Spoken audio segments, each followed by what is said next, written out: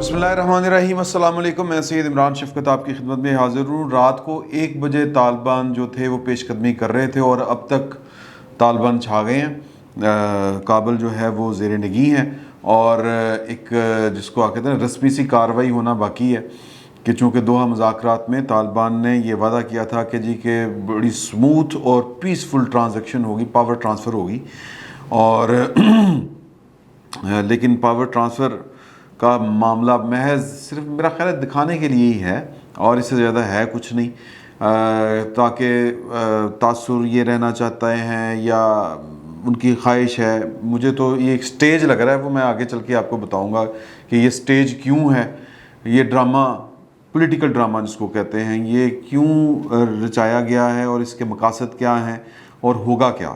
تو یہ ساری باتیں عموماً ہوتا ہی ہے کہ جب اس طرح کے غیر معمولی حالات سامنے آتے ہیں اور کسی طرف سے آپ کو درست بات نہیں بتائی جا رہی ہوتی، درست کسی طرف سے مراد یہ ہے کہ کوئی نہ کوئی ذمہ دار ریاست ہو یا کوئی نہ کوئی ذمہ دار ادارہ ہو، وہ بتا رہا ہو بات۔ اب آپ کو کنفیوزنگ سٹیٹمنٹس ہر طرف سے مل رہی ہیں، لیکن یہ سارے کا سارا، اور پھر ایسی صورتحال میں پھر مفروضے بہت زیادہ عام ہو جاتے ہیں۔ اس وقت جو ایک مفروضہ ہے میں آپ کے سامنے رکھ رہا ہوں، یہ بڑا پاپولر ایک مفروضہ ہے اور اس کے اوپر جو ہے وہ لوگ اس پر بڑی بات کر رہے ہیں۔ وہ مفروضہ کیا ہے؟ وہ مفروضہ یہ ہے کہ یہ جو کچھ ہو رہا ہے یہ امریکہ کی ایک چال ہے، امریکہ کی ایک سمارٹ موو ہے، اور اگر آپ دیکھیں امریکہ اس خطے میں کب سے اسی طرح کی حرکتیں کر رہا ہے۔ ہمیں جو تازہ ترین تاریخ ہماری امریکہ سے مراد یہ ہے کہ امریکہ اور اس کے الائز، امریکہ کیا ہے اور اس کے الائز کیا ہیں؟ امریکہ اور اس کے الائز سارے کے سارے سرمایہ دار ہیں، اور دنیا میں جو سرمایہ دارانہ نظام چل رہا ہے جس طرح کہ پاکستان میں چل رہا ہے، یہ اس کے ان کا کہہ لیں کہ سرمایہ داری نظام کا قبلہ و کعبہ اس وقت جو ہے وہ امریکہ ہے۔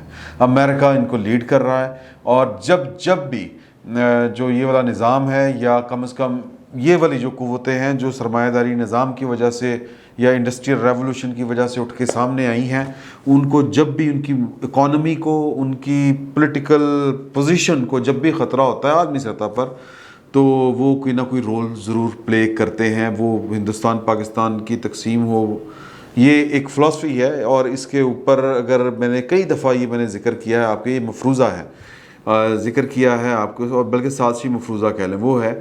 اس کے اوپر میں نے کئی دفعہ آپ سے گزارش کیا ہے، ایک فلم دی وائس رائے، یہ ایک غالباً نیٹ فلکس پہ بھی مل جائے گی آپ کو، نہیں تو یوٹیوب پہ پڑی ہوئی ہے، اس پہ دیکھ لیجئے کہ یہ باقاعدہ تقسیم، یہ جو ریڈ کلف یہی نام تھا نا جی، یہی جس نے تقسیم کی تھی، اور جب اس وقت کا وزیر اعظم تھا، چرچل تھا میرا خیال ہے۔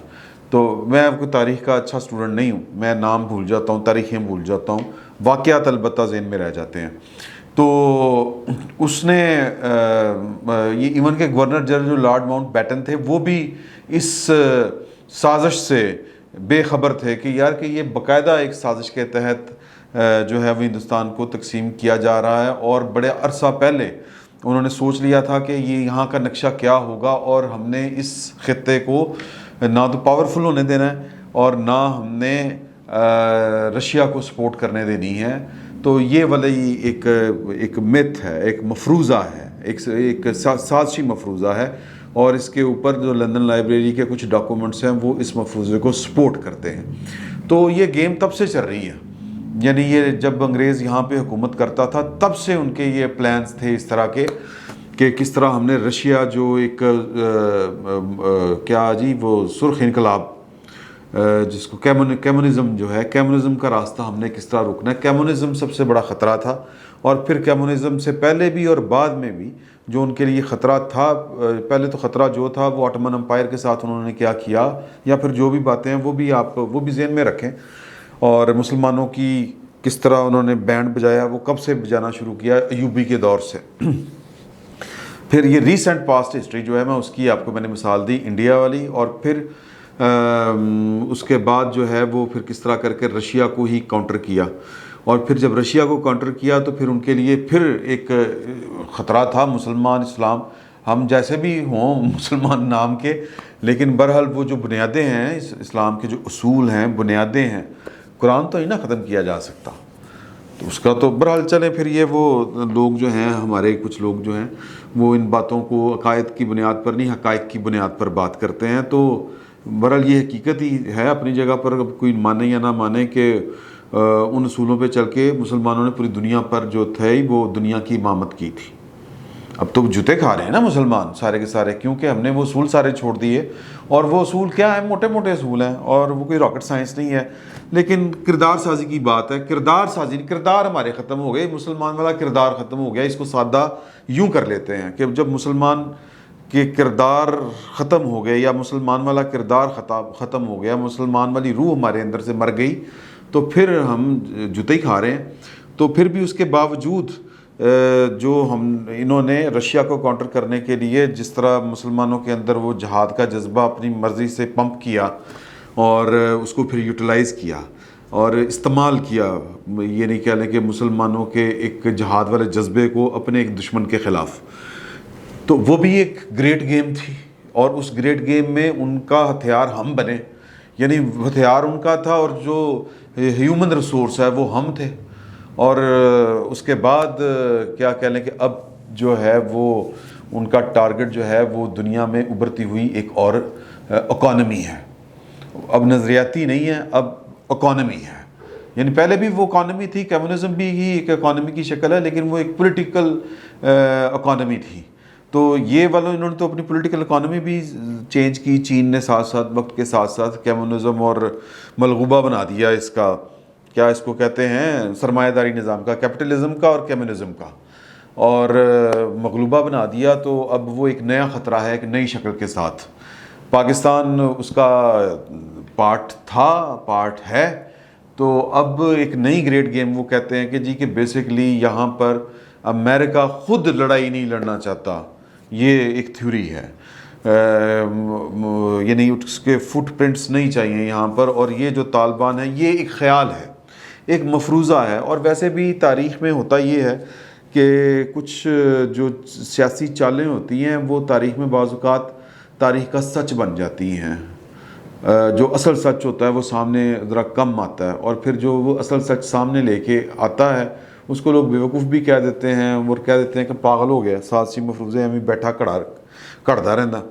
تو بہرحال یہ تو اپنی جگہ پر حقیقتیں ہیں جو میں نے آپ کو ماضی کی بتائیں, اس کے اوپر بھی آپ اپنا انالیسس کر سکتے ہیں. اس وقت کا جو سازشی مفروضہ ہے کہ طالبان جو پھر سے پاور میں آئے ہیں اور دوحہ مذاکرات یہ وہ ساری جو چیزیں ہیں ان کو ایک کہہ لیں کہ چینلائز کیا گیا ہے, ان کو ان کی پاور کا یقین دلایا گیا ہے کہ آپ بڑے پاورفل لوگ ہیں. اور ان کو کیوں دلوایا گیا ہے کہ ان کو یہ نہ لگے کہ وہ استعمال کیے جائیں گے. تو ایک الوژن ہے یہ والا کہ کسی کو الوژن میں مبتلا کر دینا کہ وہ مداری پونا ہوتا ہے نا کہ آپ وہ ایک بڑا سا شکل کا لگ رہا ہو کہ بہت ہیوی ویٹ ہے, وہ جس کو ہم کہتے ہیں سہاگا, وہ پڑا ہوا ہے تو وہ لوگ اٹھا رہے ہیں, اٹھ نہیں رہا, میرے وغیرہ بندہ آندہ جڑا تھوڑا صحت مند ہوتا ہے چکو جی, تو وہ ایسا الوژن ہوتا ہے کہ وہ اصل سہاگا نہیں ہوتا, وہ سہاگے جیسی کوئی چیز ہوتی ہے. تو بندے چک لیندے کے اندر بڑا پلوان ہے, تو وہ پلوان جو ہے وہ پھر اس کو لگتا ہے میں تو بڑا طاقتور ہوں اور میں تو سارے کام کر سکتا ہوں. تو یہ ایک مفروضہ اس وقت مارکیٹ میں ان ہے کہ جو طالبان ہیں ان کو پروموٹ کیا گیا ہے. اور یہ نہیں کہ سازش کے تحت, یعنی طالبان اس سازش کا حصہ نہیں ہے, ان کو یہ یقین دلایا گیا ہے دوحہ مذاکرات کی صورت میں اس طرح کر کے جن کو گھما پھرا کے کہ آپ جیسا طاقتور بندہ کوئی نہیں. آپ خود سوچیں کہ ملا غنی برادر جو ہیں, عبدالغنی برادر, جو پاکستان کی قید میں تھے جہاں تک مجھے یاد پڑتا ہے, ان کو کس کے کہنے پہ راتوں رات چھوڑ کے اور دوحہ مذاکرات میں بھیجا گیا. ایک قیدی کے ساتھ مذاکرات ہوئے ہیں, قیدی کو جیل سے نکالا گیا, جیل سے نکال کے اس کو دوحہ بھیجا گیا, کس کے کہنے پہ بھیجا گیا. تو پوائنٹ اس میں یہ لوگ یہ باتیں کر رہے ہیں جو اس ساری صورتحال کو سمجھتے ہیں کہ امریکہ نے طالبان کو یقین دلایا کہ آپ بڑے طاقتور لوگ ہیں, آپ نے دنیا کی سپر پاور کو یعنی کہ ہم کو گھٹنے ٹیکنے پہ مجبور کر دیا ہے. ابھی میں پڑھ رہا تھا بات سے بات, میرا خیال یہی ہے وسعت اللہ صاحب کا جو کالم ہوتا ہے BBC پہ کے اوپر, انہوں نے بڑے مزے کی بات لکھی ہے کہ یہ کابل مطلب یہ جنگ نہ ہو گئی T20 میچ ہو گیا, اتنی تیزی سے تو افغان کرکٹ ٹیم کی وکٹیں نہیں گری جتنی تیزی سے افغان صوبے گر گئے. 34 صوبوں کے اوپر 9 دنوں میں قبضہ کر لیا انہوں نے. اور ابھی وہ میرا خیال ہے امریکہ نے وہاں سے اس کا کمپلیٹ جو ہے وہ ایگزٹ ابھی وہ ہونا ہے, کچھ گھنٹے باقی ہیں اس میں, یا کیا ہے کہ طالبان وہاں پر پہنچ چکے ہیں. اور جو طالبان کے ترجمان ہیں سہیل صاحب, سہیل اس طرح کر کے نام ہے ان کا, وہ اگین میں ناموں کے معاملے میں بڑا ذرا پیڑا ہوں تھوڑا سا. ابھی ان کا میں CNN پہ بیپر سن رہا تھا, وہ کہہ رہے تھے کہ جی کہ ہماری جو فورسز ہیں, ہمارے جو مسلح لوگ ہیں, وہ افغانستان شہر کے اندر داخل نہیں ہوئے, اور ہم نہیں چاہتے کہ کوئی اس طرح کی گڑبڑ ہو, خون خرابہ ہو. تو ہم چاہتے ہیں کہ جو دوحہ پیکٹ ہے اس کے تحت جو ہے وہ پاور ٹرانسفر ہو جائے. تو وہ پاور ٹرانسفر وہ یہ بھی ہونی ہے, یہ آپ لکھ لیں, یہ بڑے سکون کے ساتھ ہونی ہے. بری صدر بنے گا, اور پھر وہی جو طالبان کا جو اپنا تھا نظام, کیونکہ وہ کہتے تھے کہ اگر ہم اس حکومت کو مان لیں گے تو پھر اس کا مطلب ہے ہم 20 سال جو سٹرگل کرتے رہے ہیں وہ تو مطلب وہ ہم چاہ مارتے رہے ہیں. تو بہرحال یہ ان کا استدلال اپنی جگہ پر ٹھیک ہے. تو وہ کہتے ہیں کہ وہ صرف پاور ٹرانسفر جو ہے, اب پاور ٹرانسفر کہنے کی حد تک ہونی ہے پیسفل وہ کابل میں, باقی میں تو قبضہ ہو چکا تھا طالبان کا. اور اس قبضے کے پیچھے مطلب وہ پوری کی پوری مجھے لگتا ہے سپورٹ ہے. ورنہ دیکھیں کہ 2 ٹریلین یعنی خربوں ڈالر, 2 ٹریلین ڈالر یہ 20 سالوں میں خرچ کر کے جو افغانستان ہے اس میں امریکہ جو ہے وہ اتنی بھی نہ اس کی فوج کو کھڑا کر سکا, نہ وہاں پر کوئی اتنا نظام بنا سکا کہ لوگ جو ہیں وہ کھڑے ہو کے مقابلہ کرتے طالبان کا. اس کے پیچھے پھر وہ جو ہے وہ مال مست اشرافیہ اس کی کہانی ہے, وہ بھی وسعت اللہ صاحب نے بڑی اچھی ڈیٹیل ڈالی ہے. میں مفروضے کی طرف آ رہا ہوں, جو مفروضہ چل رہا ہے اس وقت مارکیٹ میں, کہ یہ طالبان کو پروموٹ کر کے, طالبان کو یقین دلا کے کہ آپ بہت پاورفل ہیں, اور خود بیک پیچھے سے ہونا, یعنی سٹیپ بیک کرنا اور بڑے طریقے سے اس ساری صورتحال سے نکلنا, یہ چین اور ایران اور پھر پاکستان کا بینڈ بجانے کے لیے. پاکستان بیچارہ کیا ہے, پاکستان نے کو جو تگڑا دبا مارے گا پاکستان اس طرف ہمیشہ سے یہی کرتا ہے کہ وہ دیکھتا ہے کہ اچھا فون کال آپ ہمارے ساتھ ہیں یا ہمارے دشمنوں کے ساتھ ہیں. ہم نے کہا کہ جی طالبان کی ایسی کی تیسی آپ کے ساتھ ہیں, اور 20 سال ہم ان کے ساتھ رہے. اور پھر انہوں نے کہا کہ ہمارے مذاکرات کرواؤ. اچھا ہمیں پتہ نہیں سمجھ آئی کہ نہیں آئی کہ یار کہ یہ مذاکرات کیوں کرنا چاہتے ہیں. ادھر چین اٹھ رہا ہے, ادھر آپ اس کے ساتھ پیکٹ کر رہے ہیں, ادھر وہ BRI منصوبہ پوری دنیا پہ چھانے کے لیے کر رہا ہے, جس کے تحت وہ پاکستان کا بھی CPEC اور ایران کے ساتھ بھی اس نے معاہدہ کیا. پاکستان کے ساتھ تو 46 ارب ڈالر کا معاہدہ تھا, ان کے ساتھ 400 ارب ڈالر کا معاہدہ ہے ایران کے ساتھ.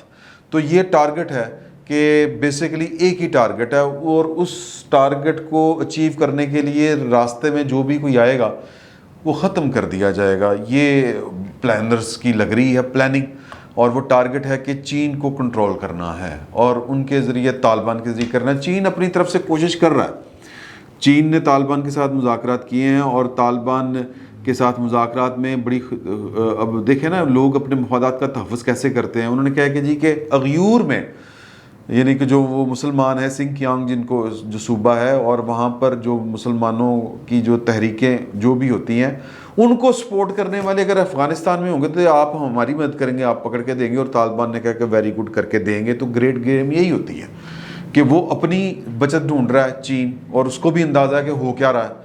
اور طالبان بھی جو ہیں وہ ہر طرف سے, میرا مطلب ہے کہ ضروری نہیں ہے کہ وہ فوری طور پہ چائنا سے بندوقہ کر لیں, لیکن چین کے خلاف جو ہراول دستہ ہوگا آنے والے وقت میں ایک تھیوری کے مطابق, ایک سازشی مفروضے کے مطابق, وہ طالبان کا ہوگا.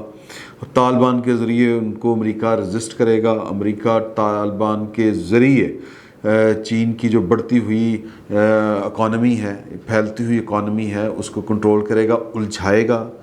اور ابھی تک تو جو کہہ لیں کہ سرمایہ دار جو ہیں ممالک جو ہیں سرمایہ دار, امریکہ اور اس کے الائز, انہوں نے ابھی تک وہ سلطان ایوبی کے دور سے شروع ہو جائیں, ابھی تک تو وہ انہوں نے اپنے ٹارگٹ اچیو کیے ہیں. وہ کبھی آٹومن امپائر ہو, کبھی کچھ ہو, کبھی عربوں کے وہ آٹومن امپائر کر کے ختم کر کے اپنی مرضی کے. یہ کون ہے بیچارے عرب اس وقت, جتنی عرب ممالک ہیں کون ہیں, انہی کے کرندے ہیں اور کون ہیں. اور اگر وہ نہ چاہتا، انگلینڈ نہ چاہتا، گریٹ گریم نہ کھیلنا چاہتا، تو یہ والا خطہ تقسیم ہوتا، پاکستان ہندوستان بنتے. تو یہ وہ خود کہتے ہیں first create the problem then solve the problem. یہ جو بازیگر ہوتے ہیں، جو تماشا گر ہوتے ہیں، جو شاطر ہوتے ہیں یا شاطر قومیں جو ہوتی ہیں، وہ اسی طرح ہی پلے کرتی ہیں. آپ تھوڑا سا نقشہ تو دیکھیں کہ ایشیا کا، دنیا کی آبادی کا بڑا حصہ یہ اسی پٹی میں پڑا ہوا ہے. یہ آپ کا یہ چین آبادی دیکھ لیں، یہ انڈیا، یہ بنگلہ دیش، پاکستان. تو اس خطے کو کنٹرول کرنا، اور ویسے بھی ایک اصول ہے کہ جہاں پر زیادہ مین پاور ہوگی وہیں پر زیادہ وسائل بھی ہوں گے، اور اگر وہ تھوڑے سے بندے کے پتر ہوں گے تو وہ ترقی کر جائیں گے جس طرح چین نے کی. تو اگر یہ خطے کو ڈسٹرب انہوں نے نہ کیا ہوتا، یعنی یہ ٹارگٹ یہ خطہ ہے ان لوگوں کا جو بیسکلی ذہین ہے، فتین ہے، چلاک ہیں، شاطر ہیں، ہوشیار ہے. سلطان صلاح الدین ایوبی کے دور سے عرب سے لے کے یہ وہ کیا ہے جی جس کو ہم کہتے ہیں، وہ نام تھوڑا سا اور ہے، سری لنکا کا اور نام لیتے ہیں، میں تھوڑا سا وہ ہسٹوریکل ایک نام ہے اس کا، میں وہ بھول گیا ہوں.